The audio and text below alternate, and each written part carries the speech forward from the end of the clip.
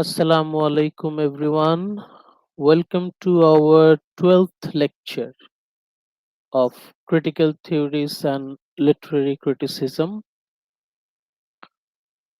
আজকে আমরা আমাদের নতুন আরেকটা টেক্সট শুরু করতে যাচ্ছি। আপনারা দেখতে পাচ্ছেন A Study of Poetry by Matthew Arnold. আজকে আমরা এটা শুরু করব। অন্যরা জয়েন করতে করতে আমরা আস্তে আস্তে একটু হালকা আইডিয়া নেই what is a study of poetry. A study of poetry, this is a critical essay by Matthew Arnold. Matthew Arnold এর লেখা একটি critical essay. আমরা অলরেডি তিনটা টেক্সট কভার করে এসেছি।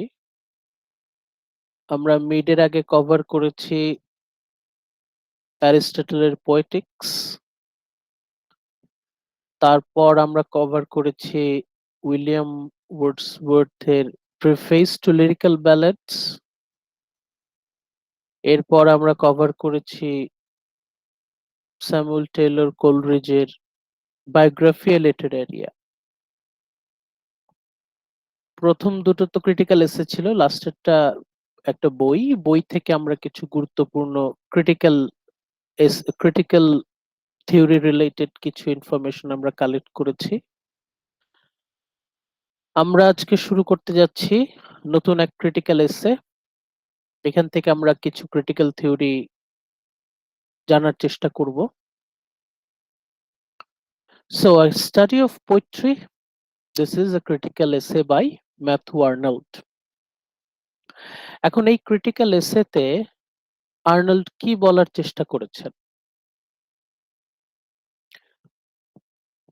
তারপরের সেন্টেন্সেই আমরা দেখতে পাচ্ছি যে ইন দিস এসে, এই যে ক্রিটিক্যাল এসেটা আমরা পড়তে যাচ্ছি, এখানে ম্যাথু আর্নল্ড, যিনি হচ্ছেন এই ক্রিটিক্যাল এসের লেখক, ম্যাথু আর্নল্ড সম্পর্কে অলরেডি আপনাদের আইডিয়া থাকার কথা। ভিক্টোরিয়ান লিটারেচার যখন আপনারা পড়েছেন, Victorian poet, one of minor Victorian poet is Matthew Arnold. Matthew আর্নল্ডের ডোভার বিচ আপনাদের পড়ার কথা, স্কলার জিপসি আপনাদের পড়ে আসার কথা। সেই ম্যাথু আর্নল্ড শুধু কবি ছিলেন না, উনি একজন ক্রিটিক ছিলেন, এবং তার এক খুবই গুরুত্বপূর্ণ এক ক্রিটিক্যাল এসে আমরা বোঝার চেষ্টা করছি।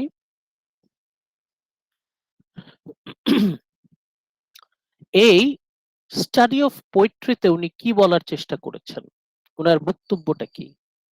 In this essay, Arnold criticizes the art of poetry. Matthew Arnold উনি কি ক্রিটিসাইজ করার চেষ্টা করেছেন? The art of poetry. The art of poetry. শিল্প, কিসের শিল্প? কাব্যের শিল্প, আর্ট অফ পোয়েট্রি। কবিতা লেখার পেছনে যে শিল্প, art of poetry, number one. আরেকটা কি? As well as the art of criticism. দুটো বিষয়টাকে উনি শিল্প বলছেন। কবিতা লেখা, এটাকে উনি শিল্প বলছেন, আবার ক্রিটিসাইজ করা, এটাও একটা শিল্প। দুটোকেই উনি শিল্প নামে কিন্তু আখ্যায়িত করছেন, art of poetry as well as the art of criticism. Art of poetry, art of criticism, এই দুটো বিষয়ে উনি কথা বলার চেষ্টা করেছেন। আমরা পরবর্তীতে যখন যাব তখন এই দুটো জিনিস আমরা মাথায় রাখার চেষ্টা করব। সেটা হচ্ছে আর্ট অফ পোয়েট্রি, কবিতা লেখার পেছনে যে শিল্প, সেটা উনি কিভাবে কথা বলার চেষ্টা, কিভাবে বোঝানোর চেষ্টা করেছেন যে আর্ট অফ পোয়েট্রিটা, কবিতা লেখার পেছনে শিল্পটা আর্ট, এবং ক্রিটিসাইজ যে করবে কেউ, সেটার পেছনেও শিল্পটা, দ্য আর্ট অফ ক্রিটিসিজম।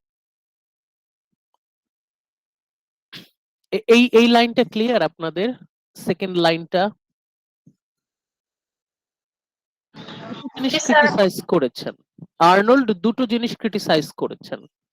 যদি আপনাদের শর্ট কোয়েশ্চেন হয় যে স্টাডি অফ পোয়েট্রিতে ম্যাথু আর্নল্ড দুটো বিষয় ক্রিটিসাইজ করেছেন। কি কি দুটো বিষয়?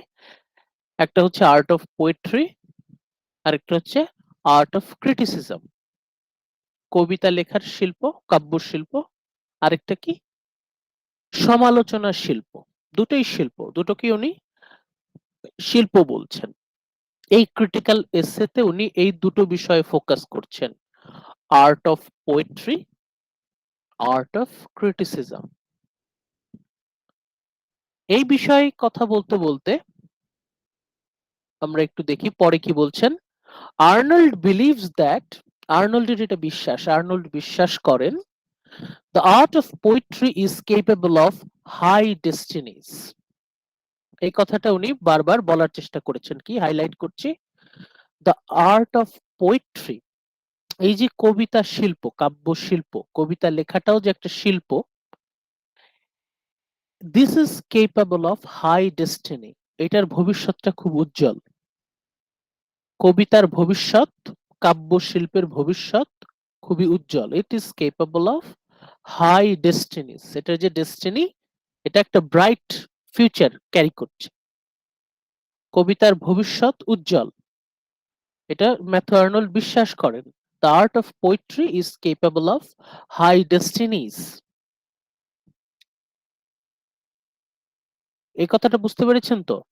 The art of poetry is capable of high destinies. এই যে কাব্য শিল্প, সেটার ভবিষ্যৎ খুবই উজ্জ্বল, মানে কবিতার ভবিষ্যৎ সম্পর্কে ম্যাথু আর্নল্ড খুবই আশাবাদী। It is the art in which the idea itself is the fact. It is the art in which the idea itself is the fact. কেন বলছেন? কিসের ভিত্তিতে আর্নল্ড বলছেন যে কবিতার ভবিষ্যৎ খুব উজ্জ্বল? কারণ উনি বিশ্বাস করেন যে কবিতা হচ্ছে one of the greatest art, শিল্প। মানব জাতির ইতিহাসে, মানব সভ্যতার অন্যতম শ্রেষ্ঠ শিল্প হচ্ছে কবিতা, কাব্য। এবং সেই বিশ্বাসের ভিত্তিতে আর্নল্ড কি বলছেন? যে কবিতার ভবিষ্যৎ উজ্জ্বল। Poetry has a bright future. He sir, says মানব দ্যাট জাতির শ্রেষ্ঠ কি? অ্যাচিভমেন্ট, মানব সভ্যতার অন্যতম শ্রেষ্ঠ অর্জন, অ্যাচিভমেন্ট। বুঝেছেন? জি sir. He says that, Arnold আরো বলছেন, we should understand the worth of poetry. We should understand, আমাদের বোঝার চেষ্টা করা উচিত বা বোঝা উচিত, দ্য ওয়ার্থ অফ পোয়েট্রি, কবিতার মূল্য, কবিতার যে ওয়ার্থ, মূল্য, আমাদের এটা বোঝার চেষ্টা করা উচিত। অ্যাজ ইট ইজ পোয়েট্রি, কাব্যই হচ্ছে that shows us a mirror of life. It is poetry, কবিতা, it shows us a mirror of life. Highlight করছি। কেন আমাদের উচিত কবিতার মূল্য বোঝা? আমাদের প্রত্যেকেরই চেষ্টা করা উচিত যে কবিতার মূল্য কেমন, কবিতার মূল্য কি, what is the value of poetry, এটা আমাদের সবারই একটু বোঝার চেষ্টা করা উচিত। It is poetry that shows us a mirror of life. It is poetry, কবিতা কেন এত মূল্যবান, কেন এত গুরুত্বপূর্ণ, কেন? It is poetry that shows us, এটা আমাদেরকে দেখায়, এটা আমাদেরকে কি দেখায়? আ মিরর অফ লাইফ, আমাদের জীবনের প্রতিচ্ছবি, আমাদের জীবনের আয়না। আমরা বলি না যে সাহিত্য জীবনের আয়না, literature is the mirror of life. এখন ওই সময় পর্যন্ত, ওই সময় মানে যখন ম্যাথু আর্নল্ড লিখছেন, তখনও কিন্তু কবিতার ভ্যালুটা কিন্তু বেশি। লিটারেচার বলতে কিন্তু তখনও শুধুমাত্র পোয়েট্রি বোঝানো হচ্ছে, মানে poetry is the supreme literature. আমরা আমরা ম্যাথু আর্নল্ডের সময়কার কথা বলছি কিন্তু। তাহলে কবিতা হচ্ছে আমাদের জীবনের প্রতিচ্ছবি, আমাদের জীবনের আয়না। Poetry is the mirror of life. যেহেতু কবিতা জীবনের আয়না, তাহলে কবিতা বুঝতে হবে। যেহেতু কবিতা জীবনের আয়না, অতএব কবিতা খুবই মূল্যবান। যেহেতু কবিতা জীবনের আয়না, সেহেতু কবিতার ভবিষ্যৎ উজ্জ্বল। ও উনি কিভাবে যুক্তিটা সাজাচ্ছেন আপনারা একটু দেখে নেন। উনি কিন্তু আস্তে আস্তে মানে এটা এস্টাবলিশ করার চেষ্টা করছেন, ওনার ডিসকোর্স স্টাইলটি এমন, উনি কিন্তু ধীরে ধীরে লজিকের মাধ্যমে কিন্তু এটা প্রমাণ করার চেষ্টা করছেন যে কেন poetry is a valuable achievement of human civilization, মানব সভ্যতার অন্যতম শ্রেষ্ঠ অর্জন কেন। আবারও বলছি, গুরুত্বপূর্ণ পয়েন্টগুলো আমি আবার ফোকাস করছি, আপনারা মার্ক করে রাখেন প্লিজ। ম্যাথু আর্নল্ড, আর্নল্ড সাহেব, উনি বিলিভ করেন, উনি বিশ্বাস করেন, the art of poetry is capable of high destinies. কাব্য শিল্প, কবিতার যে শিল্প সেটার ভবিষ্যৎ উজ্জ্বল। High destiny, destiny is bright. It is the art in which the idea itself is the fact. It is the art. যেহেতু কবিতাকে শিল্প বলছেন, যেহেতু কবিতা একটা শিল্প, অতএব this idea itself is the fact. Arnold যে কথাটা বলছেন, it is not an opinion. এই যে আর্নল্ড বললেন যে art of poetry is capable of high destinies, this is not an opinion, this is a fact. এটা একটা truth. What is the difference between fact and opinion? Opinion হচ্ছে ব্যক্তিগত মতামত, আর ফ্যাক্ট হচ্ছে যা ট্রুথ। আর্নল্ড বলছেন poetry is capable of high destinies, art of poetry, এটাকে উনি বলছেন দিস ইজ ফ্যাক্ট, এটা ট্রুথ, এটা সত্য। কেন এটা সত্য? He says that we should understand the value of poetry, আমাদের কবিতার মূল্য বোঝা প্রয়োজন। অ্যাজ ইট ইজ পোয়েট্রি, কবিতা, কাব্য, it shows us a mirror of life, কবিতার মাধ্যমে আমাদের জীবনের প্রতিচ্ছবি আমরা দেখতে পাই। Poetry reflects the image of life, আমাদের জীবনের ছবি আমরা দেখতে পাই। এরপর তার এই যুক্তিটাকে উনি আরো বেশি এস্টাবলিশ করছেন কিভাবে। Science according to Arnold, Matthew আর্নল্ডের মতে বিজ্ঞান, science is incomplete without poetry, বিজ্ঞান পর্যন্ত কবিতা ছাড়া অসম্পূর্ণ। Science is incomplete without poetry, science is incomplete without poetry.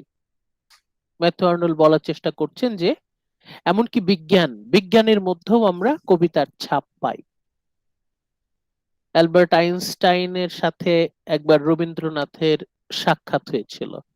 Albert Einstein, Rabindranath ঠাকুর, এরা দুজন অনেকক্ষণ গল্পগুজব করার পর যখন বের হয়ে আসলেন, তখন অ্যালবার্ট আইনস্টাইনকে জিজ্ঞেস করা হলো যে আচ্ছা, উনি তো অনেক বড় কবি।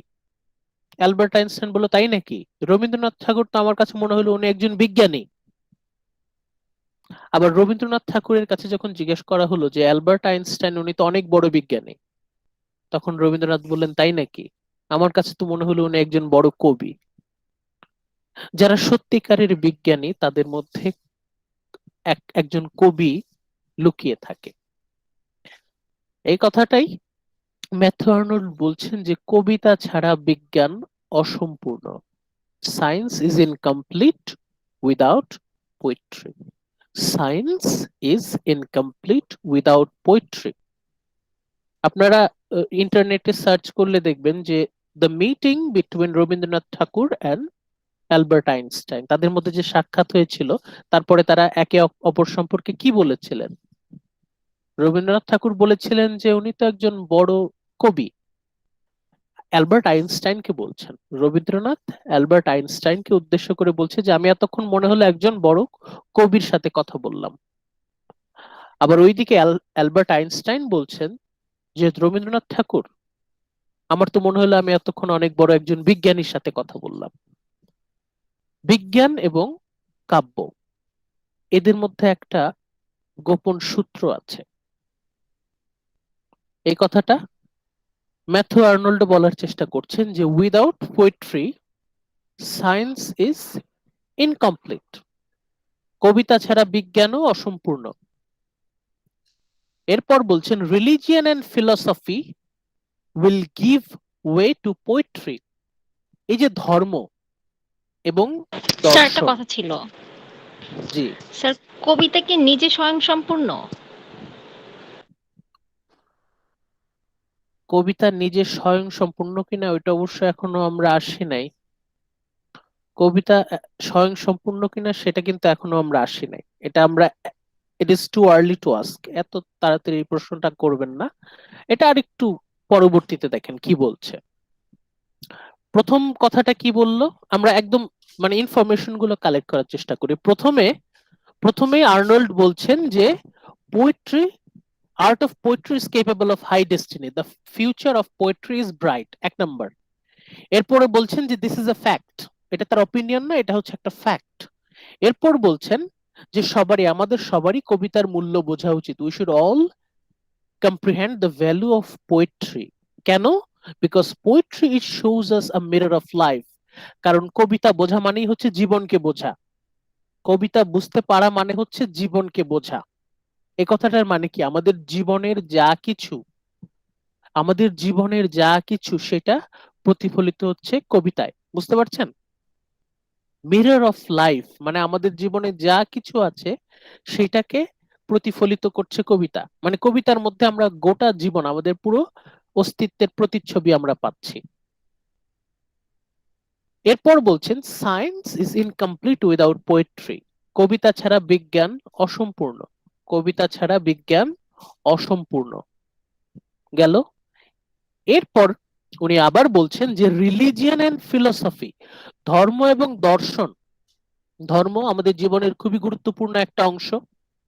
এখন আপনি বলেন যে আমাদের মহানবী সাল্লাল্লাহু আলাইহি সাল্লাম বলেছেন না যে our Quran is one of the greatest poetry of all time. তারপর আপনি যদি বাইবেল দেখেন, সেখানে দেখবেন কবিতার একটা স্পষ্ট ছাপ আছে। আপনি যদি অন্যান্য ধর্মগ্রন্থগুলোতে লক্ষ্য করেন, বেদ, তাওরাত, ইনজিল, এরকম আরো যত মানে ধর্মগ্রন্থ আছে, রিলিজিয়াস স্ক্রিপচার্স, আপনি দেখবেন সবগুলোই হচ্ছে কবিতায় লেখা। কেন কবিতায় লেখা? The essence of religion is poetry, the essence of religion is poetry. ধর্ম মানুষের হৃদয় স্পর্শ করে, তার পিছনে অন্যতম একটা একটা লুকানো কারণ হচ্ছে এর মধ্যে কবিতা আছে। রিলিজিয়ন, ধর্মের একটা গুরুত্বপূর্ণ অংশ হচ্ছে পোয়েট্রি। অ্যান্ড ফিলোসফি, দর্শনেরও গভীরে আছে কবিতা। এমন একটা সময় আসবে যে ম্যাথু আর্নল্ড বলছেন, এটা অবশ্য খুবই অ্যাম্বিশাস কথা, সেটা হচ্ছে religion and philosophy will give way to poetry. দেখেন কি বলছেন, রিলিজিয়ন এন্ড ফিলোসফি, একটা সময় আসবে যখন ধর্ম এবং দর্শনকে প্রতিস্থাপিত করে ফেলবে কবিতা, মানে কবিতা ধর্ম এবং দর্শনের জায়গা দখল করে নেবে। Religion and philosophy will give way to poetry, give way মানে কি, জায়গা করে দেয়া। একটা সময় ধর্ম এবং দর্শন জায়গা করে দেবে, কিসের জন্য জায়গা করে দেবে? কবিতার জন্য। তার মানে কবিতা এসে ধর্ম এবং দর্শনের স্থান দখল করে ফেলবে। Religion and philosophy will give way to poetry মানে কি বোঝাতে চাচ্ছেন আর্নল্ড, যে কবিতার যে মূল্য সেটা ধর্ম এবং দর্শনের থেকেও বেশি। Religion and philosophy will give way to poetry, একটা সময় ধর্ম এবং দর্শন এর জায়গা দখল করে নেবে কবিতা। তাহলে কতখানি মানে অ্যাম্বিশাস ম্যাথু আর্নল্ড কবিতার ভবিষ্যৎ হিসেবে, বুঝতে পারছেন? যে এখন তো আমাদের সমাজে ধর্ম খুবই মানে প্রবল, মানে ইয়ের মধ্যে আছে, প্রতিপত্তি। এখন এই ধর্মের জায়গা, এখন আর্নল্ড বলছেন যে ভবিষ্যতে এই ধর্মের জায়গা দখল করে নেবে কবিতা। স্যার আমার কাছে আর্নল্ড, মনে হচ্ছে উনি পোয়েট্রি নিয়ে একটু বেশি ছিলেন, মনে হচ্ছে এক্সাইটেড ছিল উনি, মানে হ্যাঁ হ্যাঁ হ্যাঁ হ্যাঁ, পোয়েট্রি নিয়ে উনি অনেক বেশি অ্যাম্বিশাস ছিলেন। পোয়েট্রি নিয়ে উনি অনেক বেশি অ্যাম্বিশাস, কারণ উনি বলছেন যে আমাদের হিউম্যান নলেজ, আমাদের যে জ্ঞান, এর সবকিছুর মূলেই আছে কবিতা। The root of all human knowledge is poetry. Arnold terms poetry as criticism of life. দেখেন, আর্নল্ড বলছেন যে কাব্য হচ্ছে ক্রিটিসিজম অফ লাইফ, আমাদের জীবনের সমালোচনা, আমাদের জীবনের criticism. Poetry as a criticism of life, poetry is a criticism of life. এখন এই জায়গায় এসে আমরা যদি পিছনে যাই, একটু পেছনে যাই, অ্যারিস্টটলের পোয়েটিক্স আমরা কি দেখেছি? আমরা দেখেছি poetry is mimesis of reality. Mimesis মানে কি? অনুকরণ। Poetry is mimesis. এখন এই জায়গায় এসে আর্নল্ড কিন্তু উনি একটু আরেকটু এক ধাপে গিয়ে যাচ্ছেন। আর্নল্ড বলছেন poetry is a criticism of life. Poetry as a criticism of life, আমাদের জীবনের সমালোচনা, আমাদের জীবনের criticism, thereby refuting the accusation of Plato. প্লেটোর একটা বক্তব্য উনি খণ্ডন করছেন। প্লেটোর বক্তব্যটা কি ছিল দেখি আমরা এখান থেকে সেটা বুঝতে পারি কিনা। ম্যাথু আর্নল্ড প্লেটোর একটা বক্তব্যকে উনি রিফিউট করছেন, মানে খণ্ডন করে দিচ্ছেন, বাতিল করে দিচ্ছেন। and says that as time goes on, সময় যত যাবে, as time goes on, man will continue to find comfort and solace in poetry. যত সময় যাবে, যত দিন যাবে, মানুষ will continue to find, মানুষ আশ্রয় খুঁজে পাবে, will find comfort and solace in poetry. মানব জাতি সে আশ্রয় খুঁজে পাবে, শান্তি খুঁজে পাবে কবিতার মধ্যে। তার মানে প্লেটো কবিতাকে অতটা গুরুত্ব দেননি।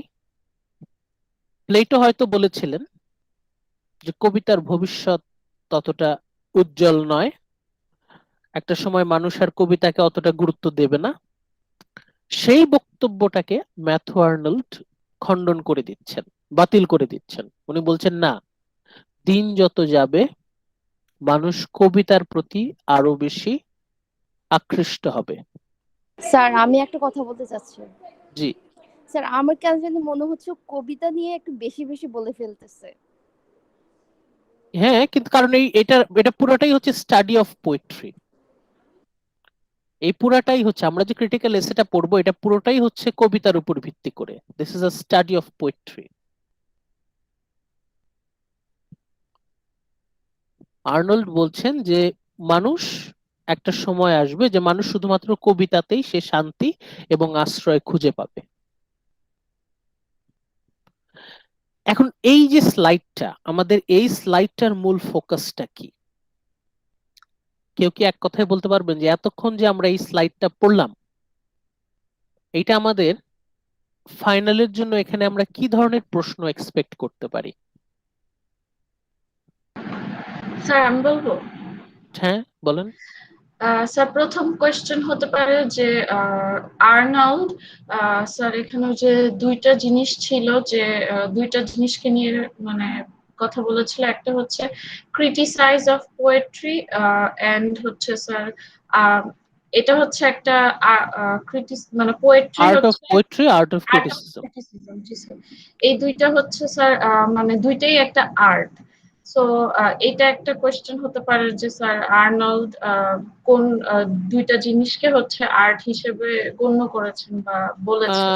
না, ওটা তো অনেক বেশি স্পেসিফিক। আমি বলছি পুরো ওভারঅল এই স্লাইডটা একটা প্রশ্নের অ্যান্সার হতে পারে। আচ্ছা আচ্ছা স্যার, মূল প্লেটো কথাটা এবং হ্যাঁ বলেন। বলবো। হ্যাঁ বলেন, স্যার সমস্যা নাই। প্লেটো এবং আর্নল্ড পোয়েট্রি নিয়ে তাদের হচ্ছে কি ধারণা দিয়েছে, স্যার এটা হতে পারে। হ্যাঁ, আর Sure. আরেকটু According to Arnold, তাদের what is view of the point. significance of poetry or the idea of poetry? ওকে, নাজমুন নাহার বলেন, কি যেন বললেন? Uh, Methanol between Plato maybe, right? আচ্ছা আচ্ছা, ওটা তো একটা, ওটা হচ্ছে আমাদের এই আলোচনার একটা অংশ। আচ্ছা, তাহলে এখানে আমরা বলতে পারি যে ম্যাথনের পোয়েট্রি সম্পর্কে যে হচ্ছে আইডিয়াটা ছিল ওটা হচ্ছে মানে এক কথা হচ্ছে এক্সপ্লেইন করা। হ্যাঁ হ্যাঁ, ভেরি গুড। আচ্ছা হ্যাঁ, সানজিদা নাজমুন নাহার দুজনেই কাছাকাছি গেছেন। আমি আপনাদেরকে একদম স্পেসিফিক দেখিয়ে দিই আমরা কোন সেন্টেন্সটার উপরে ভিত্তি করে এই পুরো স্লাইডটা আমি হাইলাইট করছি, আপনারা কাগজ কলম থাকলে লিখে রাখেন। আর্নল্ড বিলিভস দ্যাট, আর্নল্ড বিশ্বাস করেন, the art of poetry is capable of high destinies. আমাদের এই যে সেন্টেন্সটা, এই সেন্টেন্সটার এক্সপ্লেনেশন হচ্ছে এই টোটাল স্লাইডটা। This whole slide is the explanation of this sentence. আপনি আর্ট অফ পোয়েট্রি বলেন, আর্ট অফ ক্রিটিসিজম বলেন, তারপর value of poetry, mirror of life, science is incomplete, religion and philosophy will give way, criticism of life, human being will keep finding comfort and solace. এই সব কিছুই কিন্তু এই একটা স্টেটমেন্টের এক্সপ্লেনেশন। অতএব আমরা বলতে পারি এখান থেকে আমরা 5 মার্কসের একটা এক্সপ্লেনেশন এক্সপেক্ট করতে পারি। এই সেন্টেন্সটা explain, Arnold believes that the art of poetry is capable of high destinies. এখানে কিছু আছে, আপনারা কিছু অ্যাড করে এটাকে আরো এনরিচ করবেন। তাহলে এখান থেকে আমরা একটা কোয়েশ্চেন পেয়ে গেলাম, আমাদের একটা এক্সপ্লেনেশন পেয়ে গেলাম। নোটেড, নোট করেছেন? Yes sir, noted. থ্যাংক আর ইউ। তাহলে এক্সপ্লেনেশন ওই একটা কোশ্চেনের এক্সপ্লেনেশন একটা স্লাইডের মধ্যে? হ্যাঁ ওইখানে আছে, আপনারা এটা পুরোটা নাই, মানে ধরেন ওইখানে আপনার 60% আছে, বাকি 40% আপনি অ্যাড করবেন, একটু নিজের মতো করে ব্যাখ্যা করবেন বুঝে। ওটা ডিপলি অ্যানালাইজ করতে হবে আর কি। হ্যাঁ আপনি ডিপলি নিজের অ্যানালাইজ মতো করে করে, তারপরে করতে হবে। যেমন ওই স্লাইডটাতে ধরেন 2 মার্কসের অ্যান্সার আছে, বাকি 3 মার্কসের জন্য আপনাকে নিজে একটু নিজের মতো করে লিখতে হবে আর কি। Okay sir. ওকে, আমরা কি Yes, এখানে sir. আমাদের ওপিনিয়নটা হচ্ছে ওখানে দিতে পারবো? হ্যাঁ তারপরে আপনি আপনার নিজের মতো করে লিখলেন। অপিনিয়নটা সবার শেষে আসবেন নাজমুন নাহার, প্রথমে ওই স্লাইডটা একটু এক্সপ্লেইন করবেন নিজের মতো করে, এক্সপ্লেইন করে শেষের দিকে আপনার অপিনিয়নটা দিবেন, অপিনিয়নটা লাস্টে আসবে, ঠিক আছে? স্যার Okay, আগে sir. এক্সপ্লেইন করবো যে আর্নল্ড পোয়েট্রির ব্যাপারে কি বলছে, হ্যাঁ তারপরে হ্যাঁ, গিয়ে ভেরি আমাদের গুড। ওপিনিয়ন দিব। আগে আর্নল্ড কি বলছেন, আগে আপনারা দেখবেন হচ্ছে আর্নল্ড কি বলছেন। আর্নল্ড কি বলছেন এটা পুরোপুরি এক্সপ্লেইন করা মানে কি, মানে আপনি বুঝতে পারছেন, ইউ হ্যাভ আন্ডারস্টুড। আপনি যখনই ভালোভাবে এক্সপ্লেইন করতে পারবেন তখনই আমি বুঝবো যে আপনি বুঝতে পারছেন। এখন না বুঝে যদি আপনি নিজের অপিনিয়ন দেন তাহলে তো হবে না, আগে বুঝতে হবে, আগে আমাকে বুঝাতে হবে যে আপনি বুঝতে পেরেছেন যে আর্নল্ড কি বলছেন। আর্নল্ডকে এক্সপ্লেইন করতে পারলে আমি কনভিন্স হব যে না আপনি বুঝতে পেরেছেন, তারপর শেষে গিয়ে আপনি আপনার নিজের অপিনিয়নটা দিয়ে দিন। স্যার, হুম। আমরা যদি এখানে হচ্ছে আর্নল্ডের হচ্ছে ব্যাপারটা হচ্ছে এই যে পোয়েট্রি নিয়ে তো ওনার যে ডিসকাশনটা ওটা যদি আমরা এক্সপ্লেইন করে দেন হচ্ছে আমরা যদি আদার্স পয়েট যারা ছিল তারা হচ্ছে পোয়েট্রি ব্যাপারে কি এক্সপ্লেনেশন দিছিল ওটা কি সাথে একটু অ্যাড করব নাকি লাগবে না? ভেরি গুড, আপনি অ্যাড করতে পারেন, অবশ্যই অ্যাড করতে পারেন, তবে সেটা অল্প করে আসবে কিন্তু আচ্ছা, দেখবেন, মানে মূল ফোকাসটা কিন্তু এই জায়গায়। যেমন আপনি হয়তো পোয়েটিক অ্যারিস্টটলের পোয়েটিক্স নিয়ে আপনি একটা লাইন, ওয়ান লাইন, আপনি হয়তো ওয়ার্ডসওয়ার্থ কোলরিজ নিয়ে হয়তো একটা লাইন ইনভেস্ট করতে পারেন। মূল ফোকাসটা কিন্তু মানে যেন এইটাই থাকে। ওকে, এখন আমরা যাই হচ্ছে আমাদের সেকেন্ড স্লাইডে। আর্নল্ড আর কি বলছেন, আমাদের summary part 2। Arnold says that when one reads poetry, যখন কেউ একজন কবিতা পড়ছেন, when one reads poetry, he tends to estimate whether it is of the best form or not. বুঝতে পারছেন কিনা আমি আবার বলছি, যখন কেউ একজন কবিতা পড়তে থাকে, when one reads poetry, কবিতা পড়তে পড়তে, এটা ন্যাচারালি হয়, সবারই হয়, he or she, the reader, Pathak, tends to estimate, উনি এস্টিমেট করার চেষ্টা করেন। এস্টিমেট মানে হচ্ছে ইভ্যালুয়েট, মূল্যায়ন করার চেষ্টা করেন। পাঠক সবসময় কবিতা পড়তে পড়তে, এটা সাবকনশিয়াসলি বা কনশিয়াসলি হতে পারে, পাঠক সবসময় মূল্যায়ন করার চেষ্টা করে, এই যে আমি কবিতাটা পড়ছি, এই কবিতাটার ভ্যালু কেমন হতে পারে। এটা হচ্ছে যে কোনো পাঠকই তার মনে এটা কাজ করে। He or she, the reader, tends to evaluate whether it is of the best form or not, এই কবিতাটা কি ভালো কবিতা কিনা, মানে কবিতার মান নিয়ে একটা ধারণা নেয়ার চেষ্টা করে। যখনই পাঠক কবিতা পড়ে তখন সে কিন্তু ওই কবিতাটার যে মূল্য, কবিতার যে ভ্যালু, সেটা কিন্তু সে একটা আন্দাজ করার চেষ্টা করে। এই যে ভ্যালু আন্দাজ করা, গেস করা, এটাকেই বলে হচ্ছে estimate. The reader tries to estimate whether it is of the best form or not. এই যে সে কবিতাটা পড়ছে, এটা কি সেরা কবিতা কিনা, এটা একটা ভালো কবিতা কিনা, whether this poem, এই কবিতাটা ভালো কবিতা, মানসম্মত কবিতা কিনা, whether the poetry is of the best form or not, পাঠক যে কবিতা পড়ছে সেটা কি মানসম্মত কবিতা কিনা। বুঝতে পারছেন? Yes sir. আমরা যখনই কবিতা পড়ি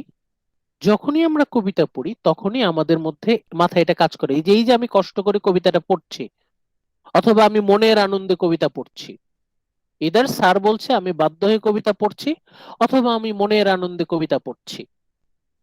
এই যে আমি কবিতাটা পড়ছি, এটা কি মানসম্মত কবিতা, এটা কি ভালো কবিতা, উচ্চ মানসম্পন্ন কবিতা, কোনটা? এটা হচ্ছে আমরা আর সবার মূলত আমাদের পাঠক। সেলফ স্যাটিসফ্যাকশন না আসলে কিন্তু আমরা সেই জিনিস পড়ি না বা ভালো লাগে হ্যাঁ, না। Very good. এটা কিন্তু আমাদের মধ্যে কাজ করে। ইভেন আপনি যে কবিতা মনের আনন্দে পড়ছেন, সেটাও কিন্তু আপনার মনে হবে আচ্ছা এটা কি মানসম্মত, আমি কি মানুষের কাছে মানে বড় মুখ করে বলতে পারবো কিনা যে আমি এই কবিতাটা পড়েছি, ও আচ্ছা এই কবিতা, ওরে বাপ রে বাপ, তো অনেক বড় কবিতা, ও এই কবিতা, এটা কোনো কবিতা হইলো। আচ্ছা, আমাদের সবার মধ্যে এটা কাজ করে। আমরা কি করি, যে যে কবিতাটার মান অলরেডি এস্টাবলিশ, আমরা সেই কবিতাটার উপরে আমাদের আলাদা একটা শ্রদ্ধা কাজ করে, ভালোবাসা কাজ করে। এমন কবিতা খুব কম আছে যেটা অতটা জনপ্রিয় না, কিন্তু আমার সেটা ভালো লাগে, এরকম কিন্তু খুব রেয়ার।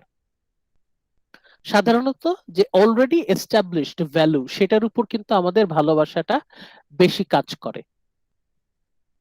এটার পিছনে বিভিন্ন জিনিস কাজ করে। আচ্ছা, এই কথাটাই আর্নল্ড বলছেন যে যখনই আমরা একটা কবিতা পড়ি, পাঠকের মধ্যে এরকম একটা প্রবণতা থাকে, এমন একটা টেন্ডেন্সি থাকে, সে ওই কবিতাটার ভ্যালুটা বোঝার চেষ্টা করে। হয় সে জনপ্রিয়তা দেখে যে এটা কি জনপ্রিয় কবিতা কিনা, অথবা বড় বড় শিল্প সমালোচক তারা এই কবিতাটাকে মূল্য দিয়েছে কিনা, এটা কিন্তু সে সবসময় একটা ধারণা নেয়ার চেষ্টা করে। The reader, Pathak, tends to estimate, উনি ইভালুয়েট করার চেষ্টা করে whether this poetry is best or not, এই যে কবিতাটা সে পড়ছে এটা কি বেস্ট নাকি না, এটা কি সেরা কবিতা কিনা, এটা একটা ভালো কবিতা কিনা, উচ্চ মানসম্মত কবিতা কিনা। It happens in three wedge, তিন ভাবে হতে পারে মূল্যায়ন, কবিতার মূল্যায়ন তিন ভাবে হতে পারে। It happens in three wedge, তিন ভাবে কবিতার মূল্যায়ন আমরা পাচ্ছি। প্রথমেই আছে দ্য রিয়েল এস্টিমেট, রিয়েল প্রকৃত মূল্যায়ন যেটা, the real evaluation, the real estimate. এরপর কি দ্য হিস্টোরিক এস্টিমেট, ঐতিহাসিক মূল্যায়ন, historic estimate, and finally the personal estimate, ব্যক্তিগত মূল্যায়ন, পার্সোনাল এস্টিমেট। তাহলে তিনটা পাচ্ছি, real estimate, historic estimate, personal estimate. Real, historic, personal, প্রকৃত, ঐতিহাসিক, ব্যক্তিগত, প্রকৃত, ঐতিহাসিক, ব্যক্তিগত, রিয়েল, হিস্টোরিক, পার্সোনাল। উনি তিন ধরনের মূল্যায়নের কথা বললেন। তিন ধরনের মূল্যায়নের কথা আর্নল্ড বলছেন। ম্যাথু আর্নল্ড বলছেন আমরা তিন ভাবে কবিতাকে মূল্যায়ন করি। We evaluate poetry in three wedge. প্রথমে উনি বলছেন রিয়েল এস্টিমেট কি, প্রকৃত মূল্যায়নটা কি। The real estimate is an unbiased view point. সত্যিকারের মূল্যায়ন হচ্ছে আনবায়াসড, কোন রকম বায়াসনেস কাজ করবে না, একদম নিউট্রাল পয়েন্ট অফ ভিউ থেকে, একদম নিরপেক্ষ দৃষ্টিভঙ্গি থেকে। মানে আমি বায়াসড হব না, আমি কারো পক্ষে যাব না। Real estimate is an unbiased view point, একদম নিউট্রাল পয়েন্ট অফ ভিউ থেকে, একদম নিরপেক্ষ দৃষ্টিভঙ্গি, আনবায়াসড। অমুকে একজন বড় কবি, তার মানে তার সবগুলো কবিতাই শ্রেষ্ঠ তা কিন্তু না। এমন অনেক কবি আছে, বড় কবি, অনেক প্রখ্যাত কবি, স্যার কিন্তু লাস্টে 3 নাম্বারটি কি, আমি ইন্টারনেট থেকে ডিসকানেক্টেড হয়ে গেছিলাম, শুনি না। বলছি কবিতার মূল্যায়ন 3টি হতে পারে। হ্যাঁ, তিনটা মূল্যায়ন: সত্যিকারের মূল্যায়ন রিয়েল এস্টিমেট, ঐতিহাসিক মূল্যায়ন হিস্টোরিক এস্টিমেট, এন্ড পার্সোনাল ব্যক্তিগত মূল্যায়ন। প্রথমে আমরা বলছি রিয়েল এস্টিমেট কি। What is real estimate? সত্যিকারের মূল্যায়নটা কি? যখন আমরা আনবায়াসড, আমরা কারো পক্ষপাতিত্ব করছি না, আমরা কারো পক্ষপাতিত্ব করছি না। অনেক সময় এমন হয় না যে উনি একজন বড় কবি, বড় কবি মানে কি উনার সবগুলো কবিতা শ্রেষ্ঠ? উনি একজন অনেক বড় উপন্যাসিক, তার মানে কি উনার সব উপন্যাস শ্রেষ্ঠ? তা কিন্তু না। আনবায়াসড হতে হবে, মূল্যায়ন ইভ্যালুয়েশন এস্টিমেট হতে হবে unbiased. Unbiased view point that tax into account, এটা নেবে বোথ হিস্টোরিক কনটেক্সট, ঐতিহাসিক প্রেক্ষাপট নেবে, যে ইতিহাসের কোথায় আছে, ইতিহাসের কোথায় এই কবিতার অবস্থান, ঐতিহাসিক মূল্যটা কি, হিস্টোরিক্যাল কনটেক্সট। এখন আমাদের 1971 সালে অনেকগুলো শ্রেষ্ঠ কবিতা লেখা হয়েছিল। এখন কেউ যদি 1971 সালে আমাদের যুদ্ধ, এটার ঐতিহাসিক ব্যাখ্যা যদি না জানে, তাহলে কিন্তু তারা ওই কবিতার পুরোপুরি মূল্যটা বুঝতে পারবে না। আবার প্রথম বিশ্বযুদ্ধের উপর ভিত্তি করে বা দ্বিতীয় বিশ্বযুদ্ধের উপর ভিত্তি করে অনেক কবিতা লেখা হয়েছে। এখন আমরা যদি বিশ্বযুদ্ধ সম্পর্কে ধারণা না থাকে, আমরা কিন্তু ওই কবিতার সত্যিকারের যে মূল্য সেটা কিন্তু বুঝতে পারবো না। মানে আমাদের ঐতিহাসিক প্রেক্ষাপট জানতে হবে, ঐতিহাসিক পটভূমিটা জানতে হবে, হিস্টোরি জানতে হবে। আমরা যদি ইতিহাস না জানি তাহলে কিন্তু কবিতার সম্পূর্ণ মূল্যায়ন আমরা করতে পারবো না। বুঝতে পারছেন? Please respond. Yes sir. আমাদের ইতিহাসটা জানতে হবে। আমরা যদি ইতিহাস না জানি, ইতিহাস যদি না পড়ি, ইতিহাস সম্পর্কে ধারণা না থাকলে আপনারা কিন্তু কবিতাগুলো ইভ্যালুয়েট করতে পারবেন না। কবিতাগুলো ইভ্যালুয়েট করতে হলে ইতিহাস জানতে হবে। We need to have a clear idea about history. ঐতিহাসিক প্রেক্ষাপট, ঐতিহাসিক পটভূমি জানা থাকলে আমরা কবিতাকে আরো ভালোভাবে বুঝতে পারবো, আরো ভালোভাবে তার মূল্য, তার যে ভ্যালু, সেটা আরো ভালোভাবে বুঝতে পারবো। তাহলে অবশ্যই আমরা যদি একটা কবিতাকে সত্যিকারের মূল্যায়ন করতে চাই, তাহলে তার ঐতিহাসিক পটভূমি, হিস্টোরিক্যাল কনটেক্সট জানতে হবে। এখন শুধু হিস্টোরিক্যাল কনটেক্সট জানলে হবে না, তার সাথে জানতে হবে, এন্ড আমি হাইলাইট করছি, দ্য ক্রিয়েটিভ ফ্যাকাল্টি টু জাজ দ্য ওয়ার্থ অফ পোয়েট্রি। এই যে কবিতা লেখা হলো, কবির ক্রিয়েটিভিটি কতখানি, সৃজনশীলতা কতখানি। এখন 1971 সালের আমাদের যে মহান স্বাধীনতা যুদ্ধ, এই যুদ্ধ এত প্রভাব বিস্তার করেছে যে অনেকে আছেন যে তারা ওই সময় অন্যদের দেখা দেখি কবিতা লিখেছেন, অনেক বড় বড় কবি আছেন তারা লিখেছেন, তাদের দেখা দেখি অনেকেই কবিতা লিখেছেন। এখন এমনিতে দেখলে মনে হবে বাবা অনেক গুরুত্বপূর্ণ কবিতা, কিন্তু আমরা যখনই বলবো আচ্ছা কবিতাটা লিখেছে কে, এই কবিতাটা এত ভালো লাগছে, কবিতার পেছনে সৃজনশীলতা কতখানি, এটা কি মানে এটা কি কপি পেস্ট করা হয়েছে নাকি এটার পিছনে আসলে ক্রিয়েটিভিটি আছে, ওই বিষয়টা কিন্তু খেয়াল করতে হবে। অনেক সময় দেখা যায় যে হিস্টোরিটাকে যদি আমরা বেশি গুরুত্ব দিই তাহলে কিন্তু ক্রিয়েটিভিটি কিন্তু পেছনে পড়ে যায়। তার মানে ইতিহাসের অবশ্যই গুরুত্ব আছে, ইতিহাসের সাথে আরেকটা জিনিস গুরুত্ব দিতে হবে, সেটা হচ্ছে কবির সৃজনশীলতা, creativity, the creative faculty, the creativity, সৃজনশীলতা অবশ্যই থাকবে, ঐতিহাসিক প্রেক্ষাপটও থাকবে, তার সাথে থাকবে হচ্ছে সৃজনশীলতা। ঐতিহাসিক প্রেক্ষাপট, সৃজনশীলতা, ইতিহাস, সৃজনশীলতা, ক্রিয়েটিভিটি, হিস্টোরি, হিস্টোরি ক্রিয়েটিভিটি দুটোই থাকতে হবে।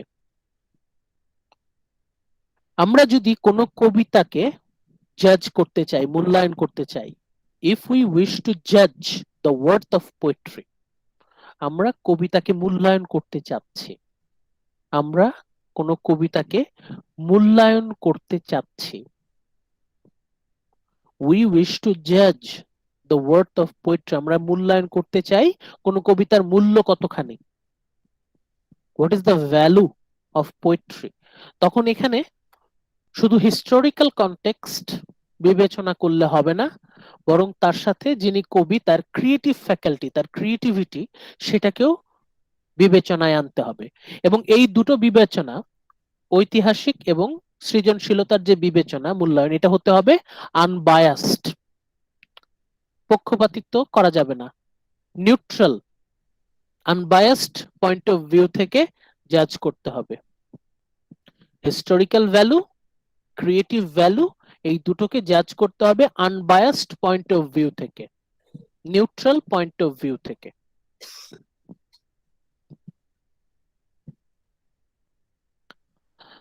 আচ্ছা, এখন এই পার্টটা কি বুঝতে পেরেছেন? Yes sir. জি স্যার। এই পার্টটা আমি হাইলাইট করছি, আপনারা দেখেন, এই পার্টটা হচ্ছে আপনাদের,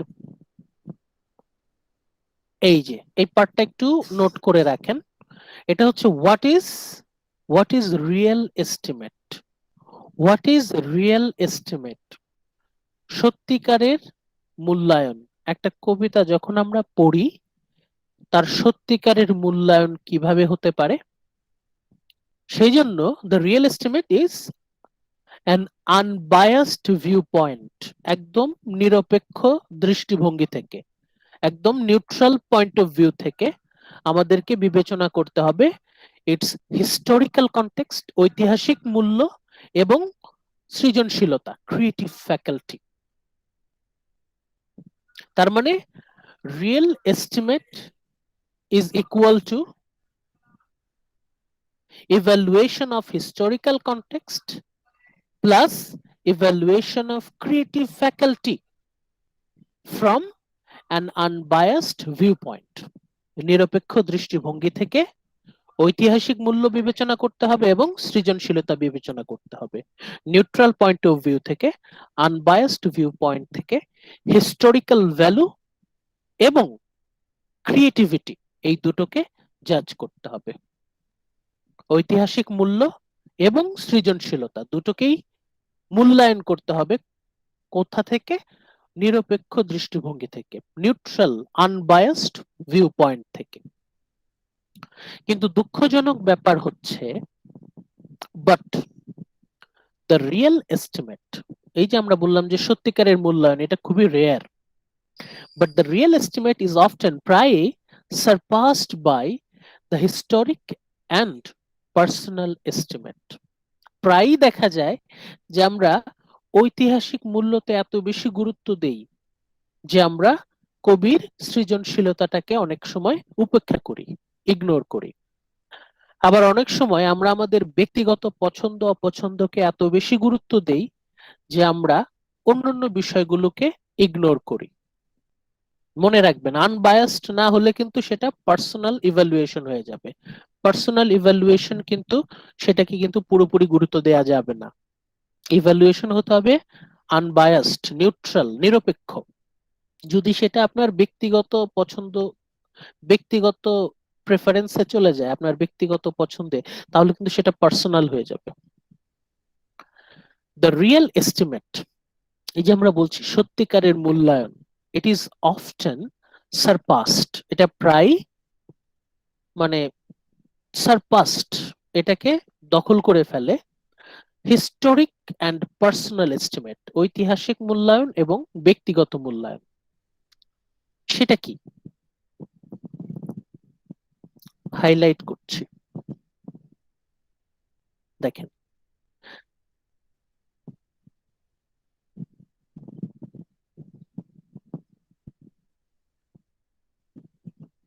ধ্রুব, রিয়াদ, দেখতে পাচ্ছেন হাইলাইট করেছি?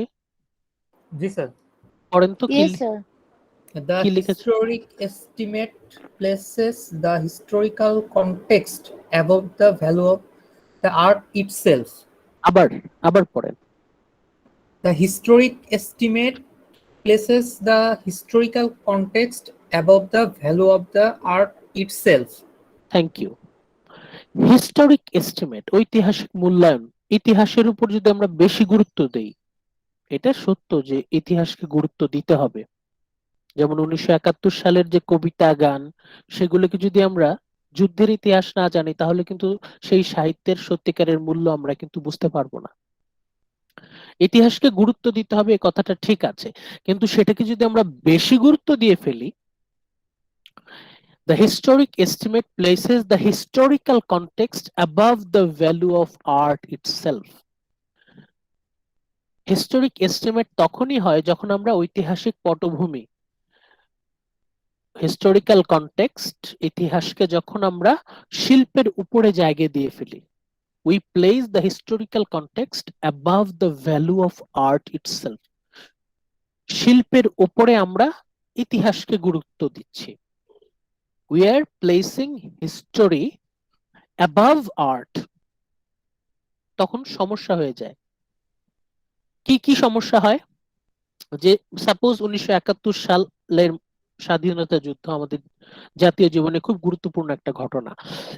এখন এইটা চিন্তা করে যারা 1971 সালকে উদ্দেশ্য করে কবিতা লিখবে, যেহেতু আমরা 71 সাল, যেহেতু আমরা ইতিহাসকে গুরুত্ব দিচ্ছি, তাহলে কিন্তু সেই কবিতার মূল্য অটোমেটিক্যালি বাই ডিফল্ট হাই হয়ে যাচ্ছে। মানে কবি যা লিখছেন সেটাই কিন্তু গুরুত্বপূর্ণ হয়ে যাচ্ছে। সেটা হইলে কিন্তু কিছু সমস্যা আছে। সেই ক্ষেত্রে ইতিহাসে যদি আমরা গুরুত্ব দিই, তাহলে যে শিল্প, সেই শিল্পের উপর গুরুত্ব কমে যায়। The historic estimate places the historical context above the value of the art itself. ঐতিহাসিক মূল্যায়ন কি হচ্ছে? ইতিহাসকে বেশি গুরুত্ব দিচ্ছে, ঐতিহাসিক পটভূমি, হিস্টোরিক্যাল কনটেক্সট, সেটাকে বেশি গুরুত্ব দিচ্ছে above the value of the art itself. শিল্পের থেকে ইতিহাসের গুরুত্ব যখন বেশি হয়ে যায়, তখন কিন্তু অনেক সময় একটু কম শিল্পমান সম্মত কবিতা কিন্তু সেটা যতটা না ডিজার্ভ করে তার থেকে বেশি অ্যাপ্রিসিয়েশন সে পেয়ে যায়। কেন? কারণ এখানে আমরা শিল্পের থেকে ইতিহাসের গুরুত্ব বেশি দিচ্ছি। কিন্তু মনে রাখবেন, পোয়েট্রি ইজ নট হিস্ট্রি। অবশ্যই ইতিহাস একটা গুরুত্বপূর্ণ উপাদান, কিন্তু ইতিহাসই একমাত্র উপাদান নয়। ইতিহাস হচ্ছে one of the important elements. শুধু ইতিহাসের উপরে স্যার, গুরুত্ব শিল্পের থেকে ইতিহাসের বেশি গুরুত্ব দিলে কি হয়? সেই ক্ষেত্রে মনে রাখবেন, পোয়েট্রি ইজ নট হিস্ট্রি। কবিতা কিন্তু ইতিহাস না, তবে কবিতার একটা গুরুত্বপূর্ণ অংশ হচ্ছে ইতিহাস। এখন আপনি যদি ইতিহাসের উপর বেশি গুরুত্ব দেন, তাহলে কিন্তু শিল্পের মান কম্প্রোমাইজড হয়ে যায়। The value of art compromised. দেখা যায় যে অনেক নিম্নমানের কবিতাও অনেক বেশি অ্যাপ্রিসিয়েশন পাচ্ছে, অনেক বেশি কদর পাচ্ছে। হয়তো মানে ভালো না, কিন্তু এটা অ্যাপ্রিসিয়েশন পাচ্ছে।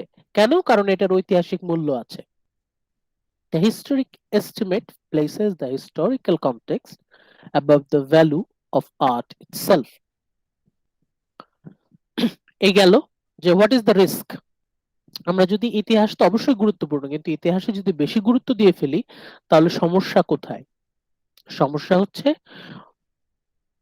লেসার ভ্যালুজ, কম মান সম্পন্ন কবিতা কিন্তু সেটা যতটা না কদর ডিজার্ভ করে, যতটা না অ্যাপ্রিসিয়েশন ডিজার্ভ করে, তার থেকে বেশি সে সম্মান পেয়ে যাবে যদি আমরা ইতিহাসকে বেশি গুরুত্ব দিই। There should be a balance, historical value এবং the creativity, the value of art. Creativity বলতেই ভ্যালু অফ আর্ট, শিল্পের মান, ক্রিয়েটিভিটি, সৃজনশীলতা, দুটোকে কিন্তু ভ্যালু দিতে হবে। গেল। এর পরের পয়েন্টটা আমরা দেখি।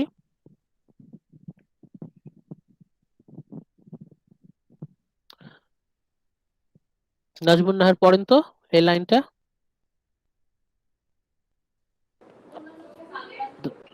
The personal estimate. The personal estimate, on the other hand, depends on the personal taste, the likes and dislikes of the reader, which affects his judgment of poetry.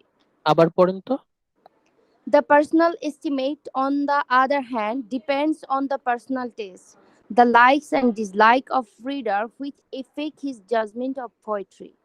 আচ্ছা, থ্যাংক ইউ। আমরা যখন একটা কবিতাকে মূল্যায়ন করতে চাই, যখন যদি আমরা আমাদের ব্যক্তিগত পছন্দ অপছন্দের উপর গুরুত্ব দিই, আমার কবিতাটা ভাল লাগলো না, মনে হয় অন্যদেরও ভাল লাগবে না। এরকম হয় না যে আমারই ভাল লাগলো না তোমার ভাল লাগবে? তার মানে কি আমরা আমাদের ব্যক্তিগত পছন্দ অপছন্দতে বেশি গুরুত্ব দিচ্ছি। দ্য পার্সোনাল এস্টিমেট, ব্যক্তিগত মূল্যায়ন, it depends on the personal test, পাঠকের রিডারের ব্যক্তিগত রুচির উপর নির্ভর করে। দ্য লাইকস এন্ড ডিসলাইক, পছন্দ অপছন্দ, এটার উপর ভিত্তি করে। The reader which affects the judgement of poetry. এখন আপনি আপনার নিজস্ব রুচি, নিজস্ব পছন্দ অপছন্দতে যদি আপনি বেশি গুরুত্ব দেন তাহলে কি হবে? তাহলে আপনার জাজমেন্টটা হয়ে যাবে বায়াসড, আপনি পক্ষপাতিত্ব করছেন, আপনি আপনার ব্যক্তিগত পছন্দ অপছন্দের উপর গুরুত্ব বেশি দিচ্ছেন। যখন আপনি আপনার ব্যক্তিগত পছন্দ অপছন্দের উপর গুরুত্ব বেশি দিচ্ছেন তখন কিন্তু আপনি জেনারেল মানে পাবলিক ভ্যালুস, পাবলিক ডিমান্ড, ওইটা কিন্তু আপনি অতটা বেশি খেয়াল করবেন না, কারণ আপনার তখন ব্যক্তিগত পছন্দ অপছন্দ, ব্যক্তিগত রুচি সেটার কিন্তু বেশি গুরুত্ব পাচ্ছে আপনার কাছে। যখন আপনি আপনার ব্যক্তিগত পছন্দ অপছন্দকে বেশি মূল্যায়ন করছেন তখন সেটা হয়ে যাচ্ছে ব্যক্তিগত মূল্যায়ন। বুঝতে পারছেন? এখন এটা আপনারা ইজিলি বুঝতে পারছেন যে ব্যক্তিগত মূল্যায়ন কখনোই সত্যিকারের মূল্যায়ন হতে পারে না। আমরা দুটো রিস্ক দেখতে পাচ্ছি এবং এই দুটোই বেশিরভাগ ক্ষেত্রে হয়ে থাকে আমাদের বর্তমান সময়ে। আপনারা দেখেন, একটু ঠান্ডা মাথায় চিন্তা করেন, আমরা শুধু কবিতার কথা যদি মাথায় না রেখে যে কোনো কিছু ধরেন, নাটক, কবিতা, সিনেমা, যখনই আমরা দেখি যে আরে এটা 1971 সালের উপর ভিত্তি করে লেখা, ওরে বাবা তাহলে তো অনেক ভালো। আমরা ইতিহাসকে বেশি গুরুত্ব দিয়ে দেখা যায় যে অনেক মানে নাম সর্বস্ব ইতিহাসকে ভাঙায় তারা সিনেমা বানায় ফেলছে, কিন্তু ওই সিনেমার আদৌ কোনো ওইরকম ভ্যালু নাই।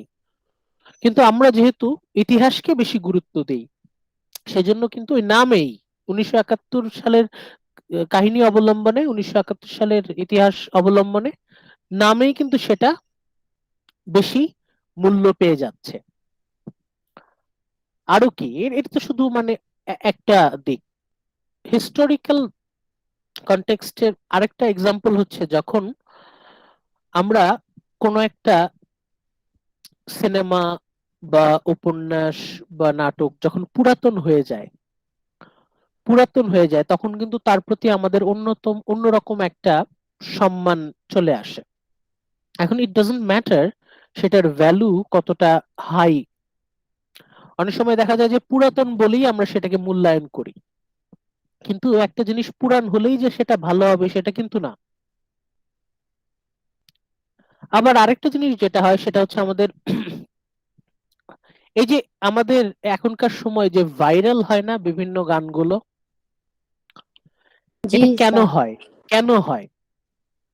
নাম্বার ওয়ান, হয় আমাদের সেটা ভাল লাগে, অদ্ভুত উইয়ার্ড, কিন্তু তারপরেও ভাল লাগতেছে এবং আমি শেয়ার করছি। আবার দেখা যাবে যে আমার কাছে ভাল লাগতেছে না, আমার খুবই বিরক্ত লাগতেছে, কিন্তু তারপরেও আমি শেয়ার করতেছি। কেন? এইটা বোঝানোর জন্য যে এইটা কতখানি বিশ্রী। বেশিরভাগ ক্ষেত্রে এটাই হয়।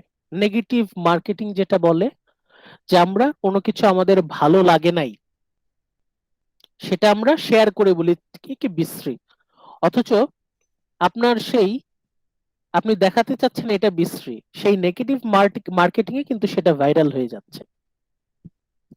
এখন আপনারা এখানে দেখেন দুইটাতেই কিন্তু আমাদের পার্সোনাল যে এস্টিমেট, পার্সোনাল ইভ্যালুয়েশন সেটা কিন্তু কাজ করছে। আপনার ভাল লাগছে এই জন্য আপনি শেয়ার করছেন, আপনার কাছে বিশ্রী লাগছে সেই জন্য আপনি শেয়ার করছেন। একটু মাথা ঠান্ডা রেখে চিন্তা করেন কেন এই খারাপ জিনিসগুলো ভাইরাল হয়। কারণ বেশিরভাগ মানুষ সমাজের তারা মনে করে যে আমি যদি এটাকে খারাপ বলে শেয়ার করি তাহলে সেটা মনে হয় কোনো ক্ষতি হয়ে যায়। আসলে কোনো ক্ষতি হবে না, বরং সেটা ওর জন্য আরো ভালো।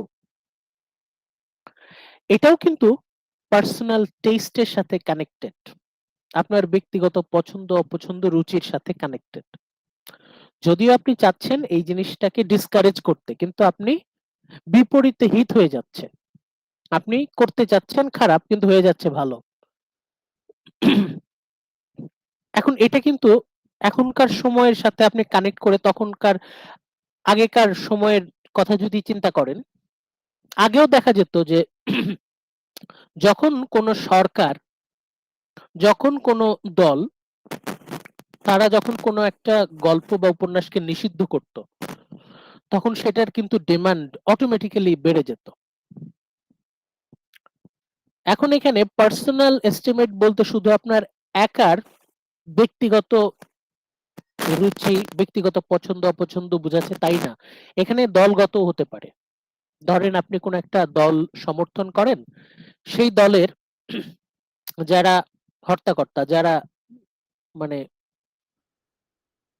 যারা উপরে আছেন, যারা নেতৃশ্রেণী, তারা যদি কোনো কিছু অপছন্দ করেন, যারা নিচে থাকে, যারা পাতি নেতা থাকে, তারা কিন্তু সেটা মেনে নিতে বাধ্য হয়।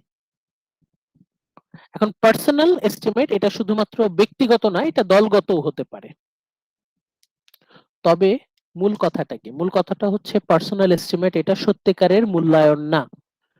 ঐতিহাসিক মূল্যায়ন সেটাও সত্যিকারের মূল্যায়ন না, ব্যক্তিগত মূল্যায়ন এটাও সত্যিকারের মূল্যায়ন না। হিস্টোরিক এন্ড পার্সোনাল এই দুটাই ত্রুটিপূর্ণ। এই কথাটা বলছেন দেখেন, Arnold says that both these estimates tend to be fallacious. Fallacious মানে কি? ত্রুটিপূর্ণ, faulty, fallacious। এখন আমরা দেখি এই যে স্লাইডটা, এই স্লাইডটার মূল কথা কি?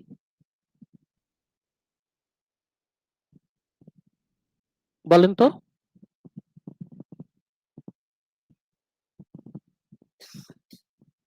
সুমাইয়া সুমি ট্রাই স্যার, করেন তো। Yes hmm. Yes sir. Arnold Matthew ইনি কত ধরনের মানে মূল্যায়ন করছে এটা হ্যাঁ, কত ধরনের মূল্যায়নের কথা বলেছেন? কথা বলেছেন? হ্যাঁ, আমরা যে কবিতার মূল্যায়নের কথা বলছি, মূল্যায়ন তিন ধরনের। জি রিয়েল স্যার। এস্টিমেট যেটা হওয়া উচিত, সত্যিকারের মূল্যায়ন। ঐতিহাসিক মূল্যায়ন, হিস্টোরিক্যাল এস্টিমেট। হিস্টোরিক এস্টিমেট এটা বলছেন ত্রুটিপূর্ণ, এটা ত্রুটিপূর্ণ।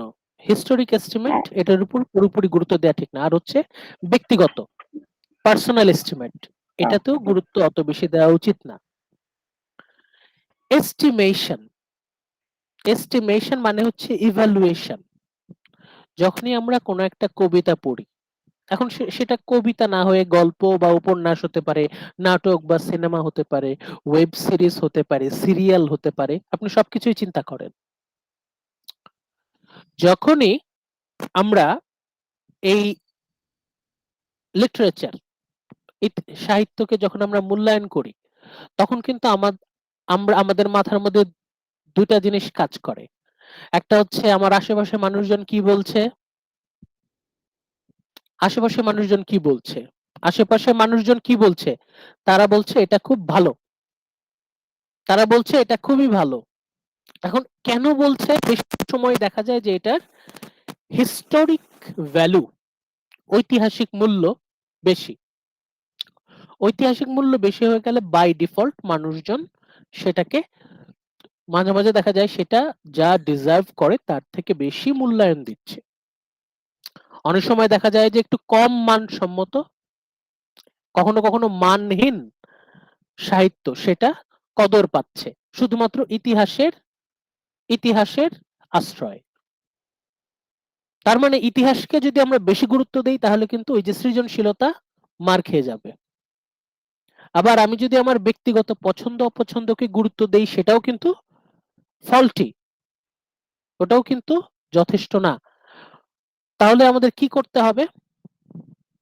যেটা শুরুতে উনি বলেছেন, আমি হাইলাইট করছি আবার, দ্য রিয়েল এস্টিমেট। বলেন তো সুমাইয়া, সুমি পড়েন তো এই অংশটা। The real estimate is an unbiased viewpoint that takes into account both the historical context and the creative faculty to judge the worth of poetry. আবার পড়েন। The real estimate is an unbiased viewpoint that takes into account both the historical context and the creative faculty to judge the worth of poetry. সত্যিকারের মূল্যায়নে আমাদের মাথায় রাখতে হবে যে ইতিহাসকেও অনেক বেশি গুরুত্ব দেওয়া যাবে না, ব্যক্তিগত রুচি পছন্দ অপছন্দকে সেটাকেও বেশি গুরুত্ব দেওয়া যাবে না, বরং আমাদেরকে একটা নিরপেক্ষ দৃষ্টিভঙ্গি থেকে, আনবায়াসড, পক্ষপাতহীন, মানে আমি কারো পক্ষে কথা বলবো না, আনবায়াসড থাকবো। আনবায়াসড পয়েন্ট অফ ভিউ থেকে আমি অবশ্যই ঐতিহাসিক মূল্য সেটাকে বিবেচনা করব, হিস্টোরিক্যাল কনটেক্সট, ঐতিহাসিক পটভূমিটা মাথায় রাখবো, এবং তার সাথে যেটা গুরুত্ব দেব, সমানভাবে গুরুত্ব দেব, সেটা হচ্ছে creative faculty of the poet, of the writer, লেখকের সাহিত্যিকের সৃজনশীলতা, সেটাকে গুরুত্ব দিব। কোন কবিতার মূল্য যখন আমরা মূল্যায়ন করার চেষ্টা করব তখন ঐতিহাসিক পটভূমিও বিচার করব, একই সাথে যিনি কবি সাহিত্যিক তার ক্রিয়েটিভিটি সৃজনশীলতা সেটাকেও আমরা বিচার করব, অবশ্যই আনবায়াসড ভিউ পয়েন্ট থেকে, নিরপেক্ষ দৃষ্টিভঙ্গি থেকে। ঠিক আছে? কবি যেটা কবিতার মাধ্যমে কি বোঝাতে চাচ্ছে সেটার প্রতি আমরা লক্ষ্য রাখবো। হ্যাঁ, কি বোঝাতে চেয়েছেন সেটা আমরা যখনই মূল্যায়ন করব, ইতিহাসটাকেও গুরুত্ব দিতে হবে, তার মানে সাথে আমরা যিনি লেখক, কাউকে পক্ষপাতিত্ব করব না, আমরা আমাদের Very রিয়েল good. জাজমেন্টটা ওটাকেই হচ্ছে ইয়ে করতে হবে, এস্টিমেট করতে হ্যাঁ, হবে। ঐতিহাসিক মূল্যটাও খেয়াল রাখবো যে উনি আসলে কোন সময়েকার লেখক, কোন ইতিহাসের দ্বারা প্রভাবিত, উনি কি এখন কি 2021 সালের লেখক, নাকি 1980 সালের, নাকি 1971 সালের, নাকি 1950 সালের, নাকি প্রথম বিশ্বযুদ্ধ সময়কার, নাকি দ্বিতীয় বিশ্বযুদ্ধ সময়কার, ওটা মাথায় রাখবো। এবং তার সাথে প্লাস খুবই গুরুত্বপূর্ণ সেটা হচ্ছে তার ক্রিয়েটিভিটি, এই দুটো জিনিসটাকে আমরা আনবায়াসড পয়েন্ট অফ ভিউ থেকে জাজ করব। এই হচ্ছে আমাদের এই টোটাল স্লাইডের মূল কথা। তাহলে এই যে হাইলাইট করেছি সেন্টেন্সটা, এই সেন্টেন্সটার এক্সপ্লেনেশন আমরা এখানে পেয়ে যাব। এটা কোশ্চেনটা এটা হবে স্যার, যে আপনি যেটা বলেন হোয়াট ইজ দ্য রিয়েল। হ্যাঁ হ্যাঁ হ্যাঁ, একটা হতে পারে যে কেন ঐতিহাসিক মূল্যায়ন ত্রুটিপূর্ণ, হতে পারে যে কেন ব্যক্তিগত মূল্যায়ন ত্রুটিপূর্ণ, পার্সোনাল ইভ্যালুয়েশন, পার্সোনাল এস্টিমেট কেন ডিফেক্টিভ, কেন ফ্যালাসিয়াস, কেন ব্যক্তিগত মূল্যায়নে বেশি গুরুত্ব দেওয়া যাবে না, কেন ঐতিহাসিক মূল্যায়নে বেশি গুরুত্ব দেওয়া যাবে না। ঐতিহাসিক মূল্য অবশ্যই গুরুত্বপূর্ণ, পার্সোনাল মূল্য অবশ্যই বেশি গুরুত্বপূর্ণ, অবশ্যই গুরুত্ব আছে, কিন্তু এগুলোতে অনেক বেশি গুরুত্ব দেওয়া যাবে না, বরং রিয়েল এস্টিমেটটাকে মাথায় রাখতে হবে যে নিউট্রাল পয়েন্ট অফ ভিউ থেকে বোথ হিস্টোরিক্যাল ভ্যালু এবং the creativity of the poet, এই দুটোকে যদি আমরা জাজ করতে পারি তাহলেই আমরা কবিতার সত্যিকারের মূল্যায়ন করতে পারবো। তাহলে এখানে আমরা পাচ্ছি এস্টিমেট, তিন ধরনের এস্টিমেট। এস্টিমেট মানে হচ্ছে evaluation, estimate, evaluation. Real estimate, historic estimate, personal estimate. Real প্রকৃত মূল্যায়ন, হিস্টোরিক এস্টিমেট ঐতিহাসিক মূল্যায়ন, পার্সোনাল এস্টিমেট ব্যক্তিগত মূল্যায়ন। ঐতিহাসিক এবং ব্যক্তিগত মূল্যায়ন দুইটাই ত্রুটিপূর্ণ, দুইটাই ফ্যালাসিয়াস, দুইটাতেই ত্রুটি আছে। বরং আমাদেরকে গুরুত্ব দিতে হবে দ্য রিয়েল এস্টিমেটে, রিয়েল ইভ্যালুয়েশন। সেটা কি? নিউট্রাল পয়েন্ট অফ ভিউ থেকে, আনবায়াসড ভিউ পয়েন্ট থেকে, বোথ হিস্টোরিক্যাল কনটেক্সট, ইতিহাসকেও আমরা গুরুত্ব দিব, একই সাথে আমরা গুরুত্ব দিব যিনি রাইটার তার ক্রিয়েটিভিটিকে। এই দুটো জিনিস যদি আমরা একত্রিত করতে পারি তাহলেই আমরা বলতে পারি this is the worth of poetry. তার মানে কবিতার যে মূল্যায়ন সেখানে আমরা ইতিহাসও থাকতে হবে, ইতিহাসের ঐতিহাসিক গুরুত্ব থাকতে হবে, প্লাস রাইটারের ক্রিয়েটিভিটি, পোয়েট কবির ক্রিয়েটিভিটি থাকতে হবে। Historical value plus poet's creativity, historical value plus poet's creativity from unbiased viewpoint.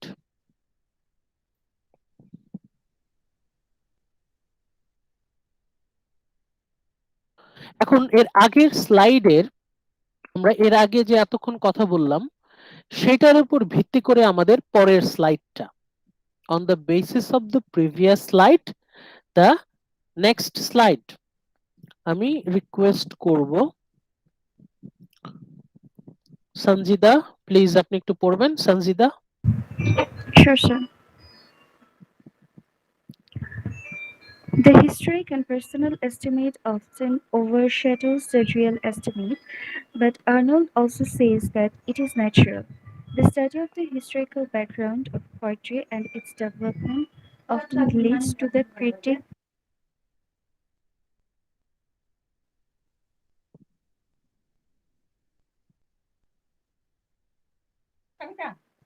Sorry, sir. Okay. Often leads to the critics skipping over the Shortcomings because of its historical significance. Historic estimate raises poetry to a high pedestal and thus hinders one from noticing its weakness. It is the historic estimate that leads to the creation of classics and raises the poet to a nearly godlike standard. ওকে, আমরা এই জায়গাটুকু একটু মাথায় একটু একটু আলোচনা করে যাই। কি বলছে এখানে? The historic and personal estimate, ঐতিহাসিক এবং ব্যক্তিগত মূল্যায়ন প্রায় গুরুত্ব বেশি পেয়ে যায়। It often overshadows the real estimate. দেখা যায় যে প্রকৃত মূল্যায়নকে ছাপিয়ে যায় ঐতিহাসিক এবং ব্যক্তিগত মূল্যায়ন। মানে কি? আমরা ইতিহাসকে বেশি গুরুত্ব দেই, ব্যক্তিগত পছন্দ অপছন্দকে বেশি গুরুত্ব দেই। বাট আর্নল্ড বলছেন যে ইট ইজ ন্যাচারাল, এটা প্রাকৃতিক। অনেক সময় আমরা না চাইলেও হয়ে যায়, আমরা আনবায়াসড থাকতে পারি না। ঠিক আছে, আমরা আনবায়াস থাকতে পারি না, আমাদের ব্যক্তিগত পছন্দটাকে বেশি গুরুত্ব দিয়ে ফেলি বা ইতিহাসটাকে বেশি গুরুত্ব দিয়ে ফেলি। কিন্তু ডেঞ্জারটা হচ্ছে যখন আমরা ইতিহাসকে বেশি গুরুত্ব দিই, যেটা আমরা একটু আগে আলোচনা করলাম, ইতিহাসটাকে বেশি গুরুত্ব দিলে অনেক সময় মানহীন সাহিত্য যেটা সে ডিজার্ভ করে না তার থেকে বেশি কদর পেয়ে যায়। The study of historical background of poetry and its development, যদি আমরা ইতিহাসে বেশি গুরুত্ব দেই, often leads to the critic skipping over the shortcomings. অনেক সময় দেখা যায় যে সাহিত্যের যে শর্টকামিংস আছে, লিমিটেশন আছে, সেটাকে তারা ইগনোর করে। ওরে বাপরে বাপ, ইতিহাস অবলম্বনে যাক, যেহেতু ইতিহাস অবলম্বনে তাহলে এটা তো ভালোই হবে। ইতিহাস হচ্ছে একটা অজুহাত, ইতিহাসের অজুহাতে দেখা যায় যে তার যে দুর্বলতা সেটাকে আমরা ইগনোর করি। যারা critic they skip over the shortcoming, যারা ক্রিটিক সমালোচক they skip over the shortcoming, তারা বিভিন্ন যে লিমিটেশন আছে, ল্যাকিং আছে, সেই ল্যাকিং তারা দেখেও না দেখার ভান করে বা অনেক সময় দেখেও না। যেহেতু ইতিহাসের গুরুত্ব আছে তাহলে তারা ধরে নেয় যে এটার কোনো ভুল থাকতে পারে না, বিকজ অফ হিস্টোরিক্যাল সিগনিফিকেন্স। যেহেতু এটার ঐতিহাসিক গুরুত্ব আছে, বাপরে বাপ 71 সালের কবিতা, তাহলে এর তো কোনো ভুল থাকতেই পারে না। কিন্তু দেখা যায় যে কবিতায় হয়তো যথেষ্ট পরিমাণে ত্রুটি আছে। তাহলে হিস্টোরিক্যাল অনেক ক্ষেত্রে সিগনিফিকেন্স আমাদের বড় বড় রাইটাররাও যখন ভুল করে তখন কিন্তু আমরা সেটাকে দেখেও কিন্তু ইগনোর রাতটা ভাগ করি। করে হ্যাঁ ইয়ে করি। হ্যাঁ, কারণ তার যে হিস্টরি, পার্সোনাল হিস্টরি, যে পার্সোনাল হিস্টরি, সেটার ভিত্তিতে ওরে বাপরে শামসুর রহমান উনি লিখছেন, তাহলে তো এটা শ্রেষ্ঠ। ঠিক আছে, হুমায়ুন আহমেদ, আরে হুমায়ুন আহমেদ যেহেতু লিখছে তাহলে এটা শ্রেষ্ঠ। কিন্তু হিস্টোরিক্যাল সিগনিফিকেন্স তো মূল কথা না। হিস্টোরিক এস্টিমেট যখন আমরা ইতিহাসে বেশি গুরুত্ব দেই, ইট রেইজেস পোয়েট্রি টু এ হাই পেডেস্টাল, যে কোনো কবিতাকে তখন অনেক বেশি উপর উচ্চ স্থানে নিয়ে যায়। বেশি উপরে যখন তুলে ফেলি আমরা, তখন thus hinders one from noticing its weaknesses, তখন কিন্তু তার কোনো দুর্বলতা আমাদের চোখে পড়ে না। আমরা যখন ঐতিহাসিক মূল্যকে বেশি মাথায় দিই, আমরা যখন ইতিহাসকে বেশি মাথায় তুলে ফেলি, তখন কি হয়? we do not notice its weaknesses, এর যে দুর্বলতা সেটা কিন্তু আমরা লক্ষ্য করি না। 1971 সালের ইতিহাস নিয়ে অনেক কবিতা আছে, তার মানে কি সব কবিতাই শ্রেষ্ঠ কবিতা? তা না। সব কবিতাই 71 নিয়ে লেখা সব কবিতা শ্রেষ্ঠ কবিতা হতে পারে না। এখন 71 নিয়ে লেখা দেখেই তার যে দুর্বলতা আমরা সেটা ইগনোর করবো, তা তো না। কিন্তু যখন আমরা ঐতিহাসিক গুরুত্বটাকে বেশি অবসেসড হয়ে যাব, যে ঐতিহাসিক গুরুত্ব, তখন কিন্তু আমরা তার দুর্বলতাগুলো ইগনোর করা শুরু করি। ইট ইজ দ্য হিস্টোরিক এস্টিমেট, ঐতিহাসিক মূল্যটাকে যখন আমরা বেশি অবসেসড হয়ে যাই, আমরা যখন ইতিহাসকে আমরা অনেক বেশি গুরুত্ব দেই, it leads to the creation of classics. দেখা যায় যে ক্লাসিক সাহিত্য, যখন আমরা ইতিহাসকে বেশি গুরুত্ব দেই, তখন দেখা যায় যে ক্লাসিক সাহিত্যের অনেক সময় দেখা যায় যে অনেক সাহিত্য সেটা ক্লাসিক্স হওয়ার যোগ্যতা রাখে না, কিন্তু সেটা ইতিহাসের জোরে সেটা ক্লাসিক হয়ে যায়, and raises the poet to nearly a godlike standard, এমন একটা অবস্থানে চলে যান কবি, গডলাইক স্ট্যান্ডার্ড, যে তখন তার কোনো ভুল ত্রুটি আমরা আর নোটিসই করি না, সে যা লেখে সেটাই শ্রেষ্ঠ, সবকিছু তো শ্রেষ্ঠ হতে পারে না। তার মানে এই জিনিসটা আমাদেরকে সাবধান হতে হবে, হিস্টোরিক এস্টিমেটে আমাদের সাবধান হতে হবে। আগের স্লাইডের সাথে এটা কিন্তু connected. Historic estimate, why it is dangerous, ঐতিহাসিক মূল্যায়ন কেন বিপজ্জনক? কারণ যখন আমরা ঐতিহাসিক এস্টিমেট, হিস্টোরিক এস্টিমেটকে বেশি গুরুত্ব দিচ্ছি, তখন কিন্তু উইকনেস, দুর্বলতাগুলো আমরা ইগনোর করছি। ওকে ধ্রুব, Yes, sir. পড়েন তো এই part two. Arnold says that if a poet is truly a classic, his poetry will give the reader real pleasure and enable him to compare and contrast other poetry which are not of the same high standard. This, according to Arnold, is the real estimate of poetry.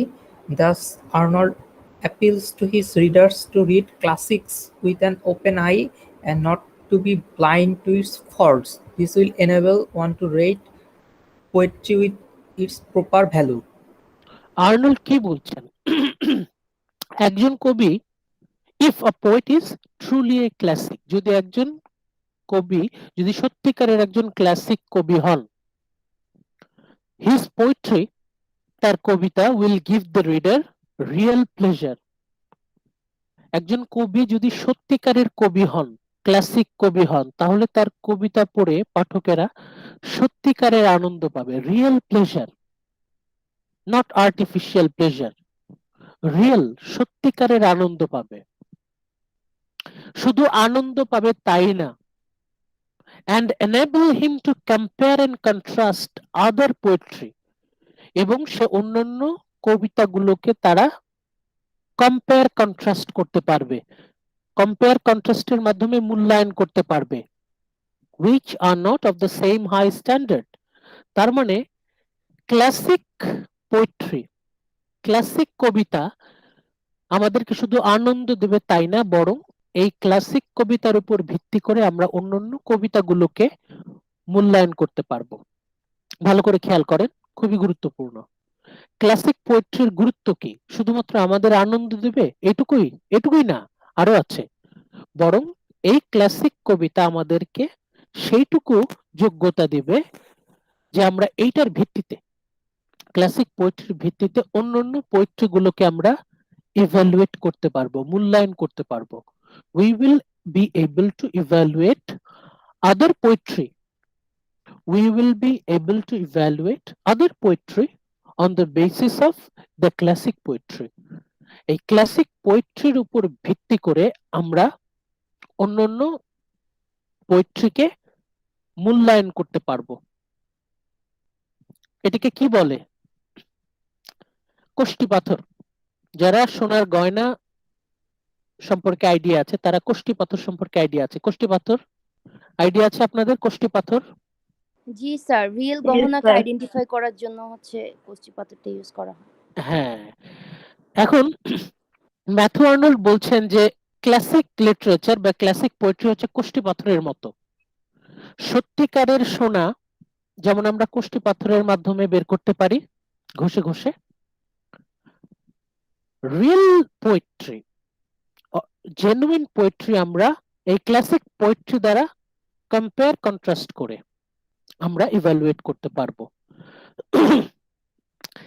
This, according to Arnold, is the real estimate of poetry. এটা হচ্ছে সত্যিকারের মূল্যায়ন।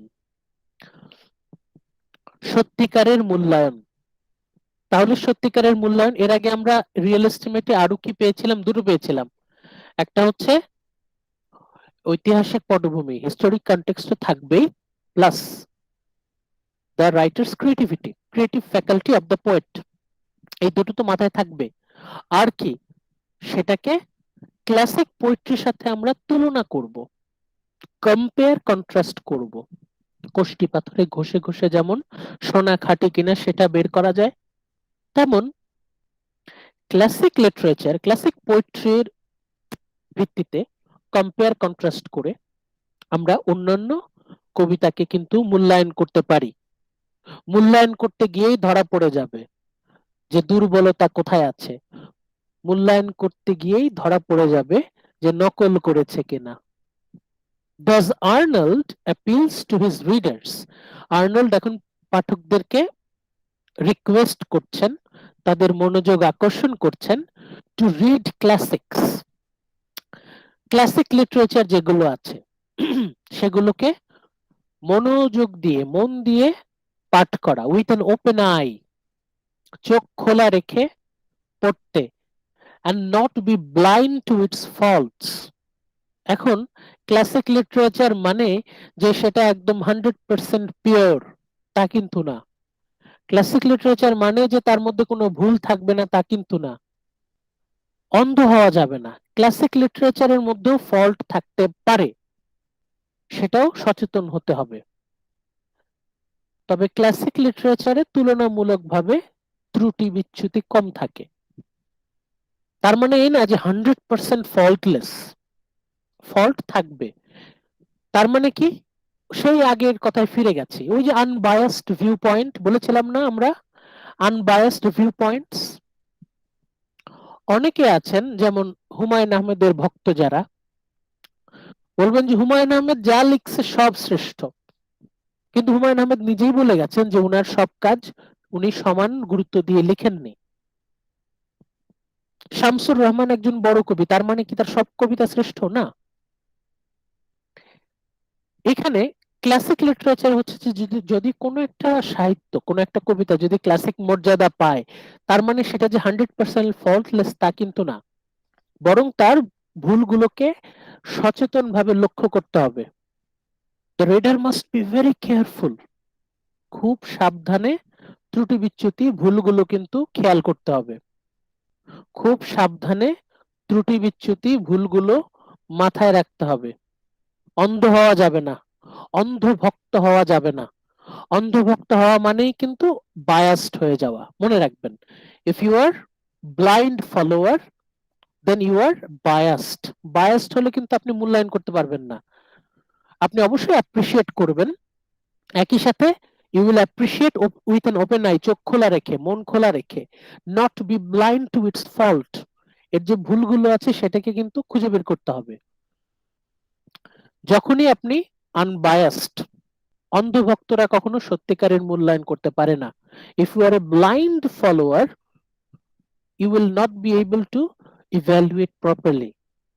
আপনাকে চোখ খোলা রাখতে হবে, careful থাকতে হবে।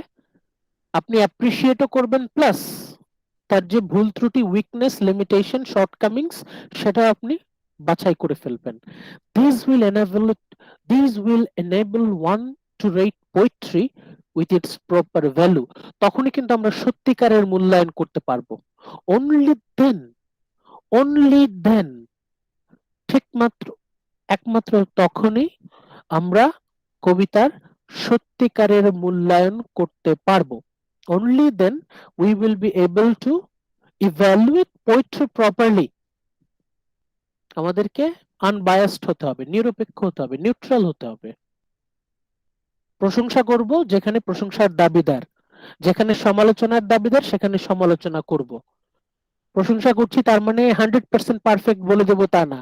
যেখানে ভুল আছে, যেখানে উইকনেস আছে, শর্টকামিংস আছে, লিমিটেশন আছে, সেগুলো কিন্তু আমাদের যাচাই করতে হবে। তাহলেই সেটা হবে সত্যিকারের মূল্যায়ন।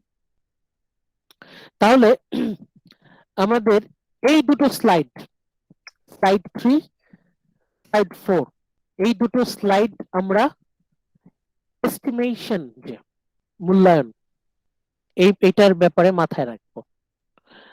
স্লাইড নাম্বার 3 থেকে আসবে হচ্ছে আপনার 2 মার্কের, আর যদি 5 মার্কসের হয় তাহলে 3 and 4। আবারও বলছি, এস্টিমেট, এস্টিমেট আরেকটা সিনোনিম কি ইভ্যালুয়েশন। ইভ্যালুয়েশন অফ লিটারেচার বা ইভ্যালুয়েশন অফ পোয়েট্রি আমরা দুটো স্লাইডে পড়লাম, স্লাইড 3, স্লাইড 4। স্লাইড 3 তে হচ্ছে আপনারা পাবেন 2 মার্কসের শর্ট, আর 5 মার্কসের জন্য কিন্তু এই দুটো স্লাইডই নিয়ে আসতে হবে। বুঝতে পেরেছেন? জি স্যার। সরি।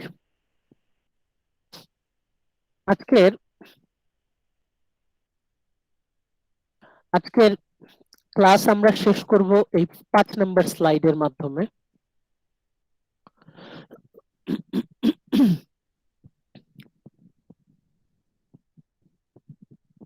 স্যার আমার আরেকটা ক্লাস আছে। একটু ওয়েট করেন একটু। নাইমা আক্তার জয়া দেখতে পাচ্ছেন?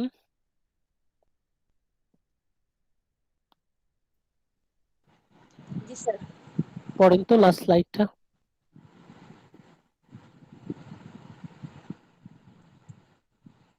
Arnold here speaks about the idea of imitation. He says that whatever one reads or knows keeps on coming back to him. Thus, if a poet wants to reach the high standards of the classics, they might consciously or unconsciously imitate them. This is also true for critics who tend to revert to the historic and personal estimate instead of an unbiased real estimate. The historic estimate affects the study of ancient points, while the personal estimate affects the study of modern or contemporary poets. Thank you. খুব অল্প করে বলে দিচ্ছি, আমরা অ্যারিস্টটলের Poetics যখন পড়েছি তখন আমরা পড়েছিলাম মাইমেসিস। পোয়েট্রি মানেই হচ্ছে মাইমেসিস অফ রিয়েলিটি। মাইমেসিস মানে কি? ইমিটেশন। সেইটারই একটা ছায়া আমরা দেখতে পাচ্ছি। আর্নল্ড বলছেন, উনিও বলছেন the idea of imitation. Imitation মানে কি? অনুকরণ। কি উনি কি বলছেন? He says that whatever one reads or knows, আমরা যা পড়ছি, আমরা যা জানছি, it keeps on coming back, এটা কিন্তু বারবার ফিরে আসে। মানে আমরা যা পড়ছি, যা শিখছি, যা জানছি, এটা কিন্তু ভবিষ্যতে আমাদের জীবনে বারবার ফিরে আসবে। আমি যা শিখছি, যা পড়ছি, এটা কিন্তু ভবিষ্যতে আবার আমাদের মধ্যে ফিরে আসবে। মানে আমরা যা পড়ছি, যা জানছি, সেটা কিন্তু পরবর্তীতে আমরা রিক্রিয়েট করছি। আমরা যতই বলি যে এটা আমার অরিজিনাল ক্রিয়েশন, এটা আমার নিজস্ব সৃষ্টি, কিন্তু এটা কোনো না কোনো জায়গায় আমার পূর্ববর্তী শিক্ষা, পূর্ববর্তী জ্ঞান, সেটার একটা ছাপ কিন্তু থাকবে আমার সাহিত্যে। Thus, if a poet, যদি কোনো কবি wants to reach the high standards, যদি কোনো একজন কবির ইচ্ছা থাকে আমি একজন বড় কবি হব, কোনো লেখক সাহিত্যিকের যদি মনে বাসনা থাকে যে আমি অনেক বড় একজন সাহিত্যিক হব, he might consciously or unconsciously imitate the classics. উনি তখন শ্রেষ্ঠ সাহিত্যগুলো পড়বেন। দেখবেন যারা অনেক বড় বড় সাহিত্যিক, তারা কিন্তু পূর্ববর্তী সাহিত্যিকদের শ্রেষ্ঠ সাহিত্যগুলো তারা খুব মন দিয়ে পড়াশোনা করেন, তারা খুব মন দিয়ে স্টাডি করেন। রবীন্দ্রনাথ, নজরুল, আপনি যে যাই বলেন, যত বড় বড় কবি আছেন, জীবনানন্দ দাশ, ইভেন ইংল্যান্ডে যেমন even Matthew Arnold, Tennyson, Browning, Eliot, W B Yeats, Auden, যত বড় বড় কবি আছে যাদেরকে বলবেন, এরা সবাই কিন্তু ক্লাসিক্স, তারা সবাই ক্লাসিক্স এর ভক্ত। তারা খুব মন দিয়ে তারা খুব মন দিয়ে কিন্তু এই ক্লাসিক গুলো স্টাডি করেছেন। এখন তারা খুব মন দিয়ে বড় বড় তাদের পূর্ববর্তী সাহিত্যিকদের সাহিত্যকর্ম তারা স্টাডি করেছেন। স্টাডি করার ফলে দে মাইট কনসিয়াসলি অর আনকনসিয়াসলি ইমিটেট, তারা অনেক সময় জেনে শুনে ইমিটেট করেন, অনুকরণ করে, অনেক সময় মনের অজান্তে, না জেনে, আনকনসিয়াসলি, মানে তারা যে অনুকরণ করছে তারা নিজেরাও জানে না।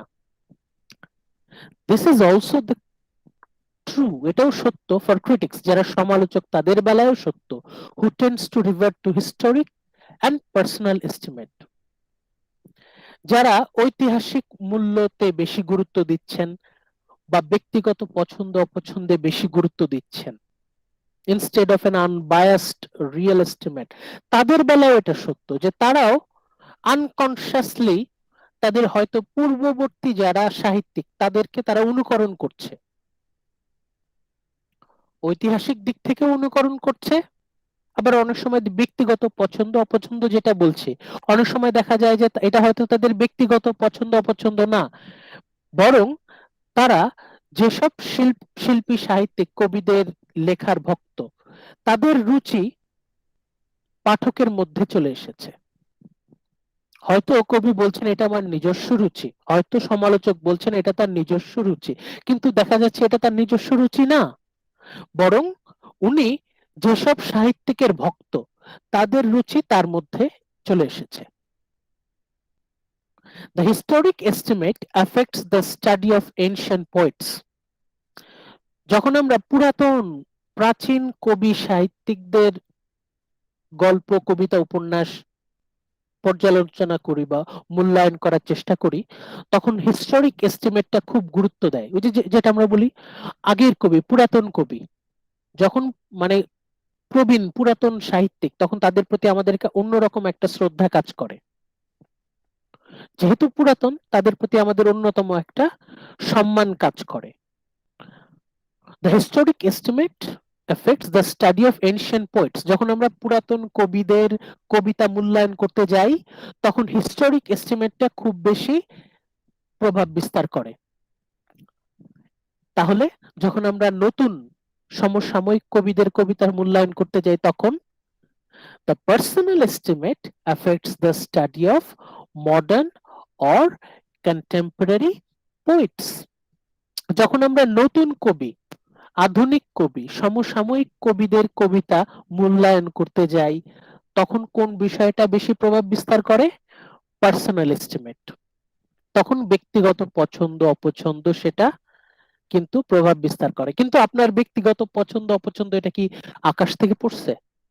এটা কি আপনি স্বপ্নে পাইছেন? তা না, বরং এটা আপনি যে এতদিন ধরে যা কিছু পড়েছেন, যা কিছু জেনেছেন, সেইটারই যোগফল হচ্ছে আপনার রুচি।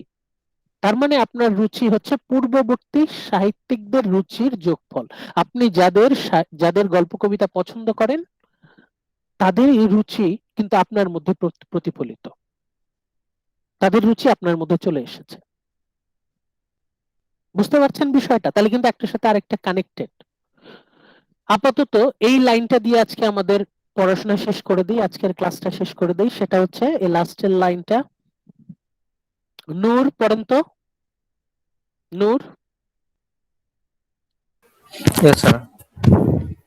The historic estimate affects the study of ancient poet, while the personal estimate affect the study of modern or contemporary poets. আবার পড়েন। The historic estimate affects the study of ancient poet, while the personal estimate affects the study of modern or contemporary poets. যখন আমরা পুরাতন কবিদের কবিতা পড়তে থাকি, যখন আমরা পুরাতন কবি, প্রাচীন কবি, আগেকার দিনের কবিদের কবিতা মূল্যায়ন করতে থাকি, তখন কিন্তু ঐতিহাসিক মূল্যটা বেশি প্রভাব বিস্তার করে, ঐতিহাসিক মূল্যায়ন। আর যখন আমরা আধুনিক কবিদের কবিতা মূল্যায়ন করতে থাকি, নতুন আধুনিক সমসাময়িক কবিদের কবিতা যখন আমরা মূল্যায়ন করতে থাকি, তখন কিন্তু এই যে পার্সোনাল এস্টিমেট, ব্যক্তিগত মূল্যায়নটা তখন বেশি কাজ করে। বুঝতে পেরেছেন? Is it clear? Yes, sir. এই পর্যন্ত আজকে থাকুক। আপনাদের যাদের ক্লাস আছে তারা লিভ নিতে পারেন, আর হচ্ছে যাদের কোনো কনফিউশন আছে আজকের এই লেকচারে তারা জিজ্ঞেস করতে পারেন। আমি আরো 5 মিনিট আছি, যদি আপনাদের কোনো কনফিউশন থাকে জিজ্ঞেস করতে পারেন।